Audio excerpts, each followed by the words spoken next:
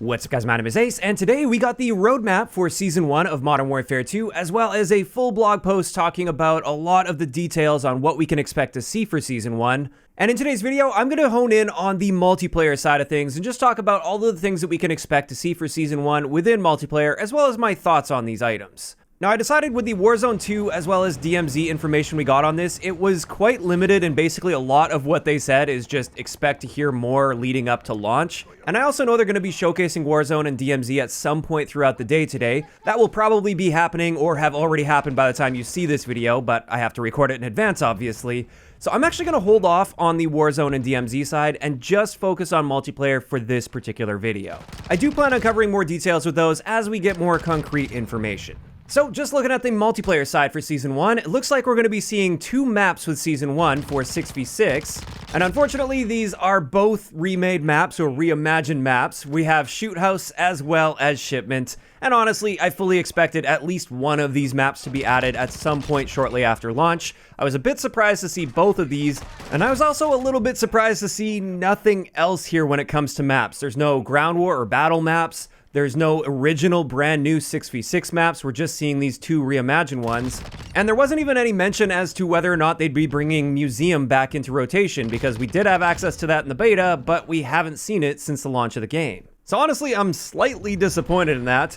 But here's our first look at the Shoothouse map, and they've definitely changed up the style a little bit. It's not just like a one-to-one copy-paste. It looks like they're just going to be using the same layout with a totally different style surrounding it, which I think is nice and refreshing to some extent. I really like Shoothouse. That's one of the few maps in Modern Warfare 2019 that I really enjoyed. So I'm excited to see that come to Modern Warfare 2. And then we have Shipment, which I'm personally not the biggest fan of. I get why people like it. It's amazing for grinding through things really quickly, but it's also just complete mindless chaos, and that just doesn't really appeal to me. But this is our first look at Shipment, and it's kind of cool. It looks like it actually takes place on a ship this time around. Hopefully we aren't going to have those dizzying effects like we saw in the campaign mission, the Darkwater campaign mission, where all the crates are moving around and stuff. I think that would be a little too much for multiplayer. But the very first thing that I noticed right away here that I am really happy to see with Shipment this time around is, first off, they angled the containers properly, just like we saw in the original Shipment. In Modern Warfare 2019, that angled container that you can see there, they actually straightened that out on both sides of the map, and that allowed you to get a line of sight from corner to corner, and that eliminated several of the only safe spawn locations on this tiny map. And that made Shipment in that game especially just play completely terribly, in my opinion. I think they completely broke the map in that game. Looks like they've learned from the mistake there. They have once again angled those containers to provide some safe spawn points. And another thing I'm noticing just looking at this, it doesn't look like there's going to be any ability to climb and get onto like a second story. And this is really going to be a traditional Shipment experience. And that's another area where I'm happy to see this, and I may end up actually playing Shipment at least a bit more often than I did in Modern Warfare 2019 if I'm grinding for something in particular. And that's it when it comes to the maps for Season 1, so not a whole lot of content there, but I do think a lot of people are going to be happy to see both Shipment and Shoothouse returning. Next, let's talk a little bit about ranked play. Now, they have confirmed that ranked play is coming sometime in February of next year, so we do have to wait a little bit for that. However, within Season 1, it looks like they are going to be giving us at least a CDL Moshpit, which is like what we saw in Modern Warfare 2019, where this is not a proper ranked play system. There's no ranking system here that you can see, at least. Of course, there will be the hidden ranking system that we all deal with in public matches anyway, but you won't be able to see your rank. However, you will be able to play the maps, the modes, and the rule sets that the professionals will be playing with within this Moshpit. And it's basically just so you can get a good feel for that leading into ranked play sometime in early 2023. Next up, let's talk a little bit about Spec Ops, or the co-op mode, and with this we're going to have a brand new one called High Ground. And with this, they just said you have to successfully find and destroy enemy communication servers to locate and extract 3 hard drives with vital enemy intel. And with this, it's kind of interesting. One of the people in the game will be piloting an attack chopper to clear out dangerous landmines, where the other will be on the ground with AI allies, and they'll be the ones going through and clearing out the buildings that contain enemy equipment. So that sounds pretty interesting. I like the fact that they sort of split up the roles on that. Additionally, something coming with the mid-season update for Season 1, this is our first raid. And they didn't give us a ton of info when it comes to this. They said we will be getting more information as we get closer to the release of this. But essentially, it will be continuing the story of the Modern Warfare 2 campaign. And they also confirmed that this will be for trios. And there's going to be a combination of stealth, all-out action, as well as puzzle solving. And presumably, if you complete a raid, you'll be getting some highly sought-after reward, like a really fancy weapon blueprint, or who knows, maybe even a weapon vault, although I think that might be pushing it a bit.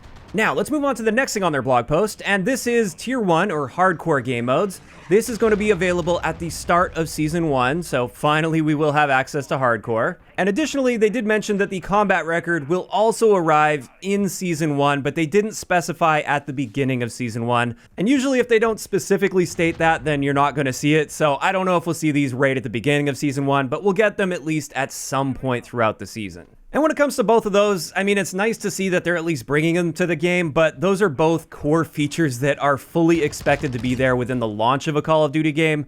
So it kind of sucks that this is something that they're hyping up for their Season 1 update when it just should have been there at the beginning. But next up, let's talk about the Battle Pass. They went into some details with the Battle Pass, and it's going to be a different system this time around. It's no longer going to be that straight linear Battle Pass system where you go from Battle Pass rank 1 all the way up to Battle Pass rank 100, and you just work through tier by tier just by putting the time into the game. This time around, you unlock the items in the Battle Pass in whatever order you decide by going through different map sectors. So instead of a linear list, you have different sectors on a map. And there will be 20 sectors total with 5 items in each of those sectors, so still 100 Battle Pass tiers. And with this, you unlock tokens that can be used to either unlock adjacent sectors or to earn more items within an already unlocked sector. And from the sounds of this, it's honestly not that much different from the previous Battle Pass, aside from the fact that you choose the order in which you unlock these items.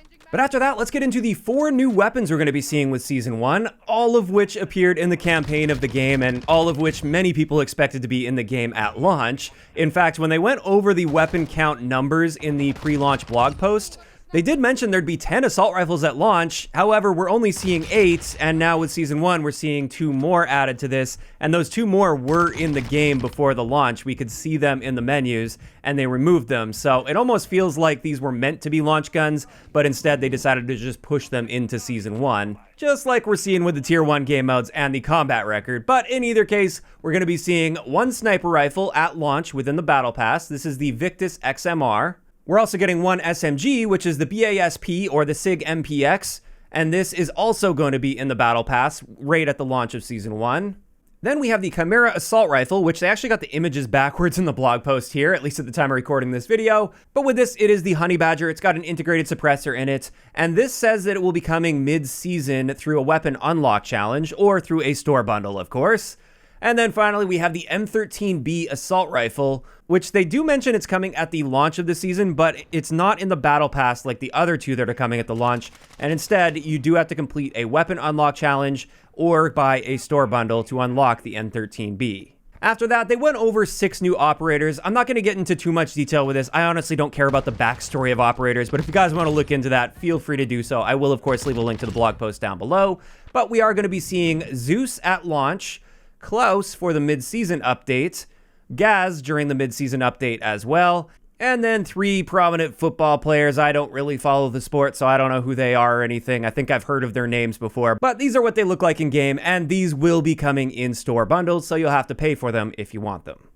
And finally, there's one last really important piece of info to talk about today, and this is the seasonal progression system. They've given us some more details with this, and thankfully they are changing things up from the previous 3 years of Call of Duty. So with this, we still have our base 55 ranks, our military ranks. These ranks will never go away. They'll never be reset. If you don't make it to rank 55 before Season 1, don't worry, it's not a big deal. You just keep ranking up until you complete those 55 ranks. But after that, with every season, it looks like they're going to be giving us 5 prestiges, and you unlock a new prestige rank at rank 100, rank 150, rank 200, and rank 250, which will be the level cap until the end of Season 1. They also mentioned that your prestige rank will be persistent across all seasons, so that prestige rank doesn't just get reset with Season 2, for instance. And they also showed off the different emblems you'll be earning for reaching different prestige ranks in Season 1, and these are those emblems. It is worth noting that they specified that these are emblems and not prestige icons that appear next to your actual rank in-game. And another thing with this prestige system is they said at the end of the season, players can continue ranking up from wherever they left off. So let's just say you didn't quite make it to rank 250 at the end of season 1. Then at the start of season 2, you just pick up where you left off with season 1, so you'll be a little bit behind the people that did reach that max rank, but you have the opportunity to play catch up. Now, one thing that they didn't clarify here though, and this is incredibly important, at least to me when it comes to this seasonal prestige system, is what happens to the level that's displayed next to your name the next time a season launches. Will that ever get reset? Or this time next year, is everybody in the game gonna be like rank 1500?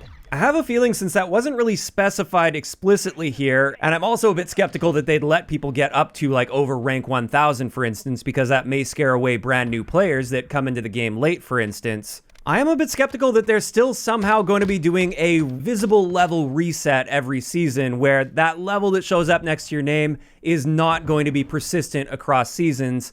And instead, all of that stuff's going to be handled in the background, so only you can really see where your prestige is. And if you want, I guess you could put the emblem on to show off what prestige you are. And the reason I feel that way is typically if they don't explicitly state something, always expect the worst. That's been my experience. That's what I've been conditioned to expect with Call of Duty over the years. So I guess we'll have to wait and see more on this, but I'm really hoping they go the route of just a steadily increasing level long term, never gets reset with any season. And in that case, I would actually care about the player progression and my player XP. Although it is still a bit annoying to see a seasonal level cap, because once you hit that cap for the season, like I've already done for season 0, player XP is literally meaningless. My daily challenges mean nothing now, and it always sucks knowing that all this XP that you would be earning is just going into the void. So overall, when it comes to this progression system, as they've laid it out and based on my understanding of it so far, I'm still feeling pretty skeptical here. I don't think this is going to turn out the way I hope it's going to turn out, but I guess time will tell when it comes to that. I don't want to judge it too harshly until I know all of the details. And with that, that's finally going to cover it for everything we should be expecting for Season 1 of Modern Warfare 2, focusing on the actual paid version of the game, not Warzone and DMZ. Like I said, I'll probably cover that within the next couple days. And when it comes to my overall thoughts on this season, honestly, I'm a little bit disappointed. At the same time, though, this is really shortly after launch. It's not like we had to wait like 2 months to get to Season 1, and then we start seeing this content. So with that in mind, I guess I'm feeling a little bit less critical about that, but still critical nonetheless. It seems like most of the things we're getting here are either just reused content from old Call of Duty games, or content and features that simply should have been there at launch, and it seems like they just sort of pushed them into the Season 1 update instead. At the end of the day, I think at this stage in the game's lifecycle, what we need more than content, though, are fixes and balancing updates and changes to the actual gameplay itself. So hopefully we're going to be seeing a bunch of those with the big season update as well, but they didn't provide any detailed patch notes when it comes to that, so we'll just have to wait and see. And with that, this is where I want to hear what you guys think in the comment section down below. Just focusing on the Modern Warfare 2 side of things with this Season 1 update. What are your thoughts so far? Are you really excited for this season or not so much? Just let me know down below. If you enjoyed the video, a like rating is always appreciated. And don't forget to subscribe for more if you haven't already. I'll talk to you guys next time.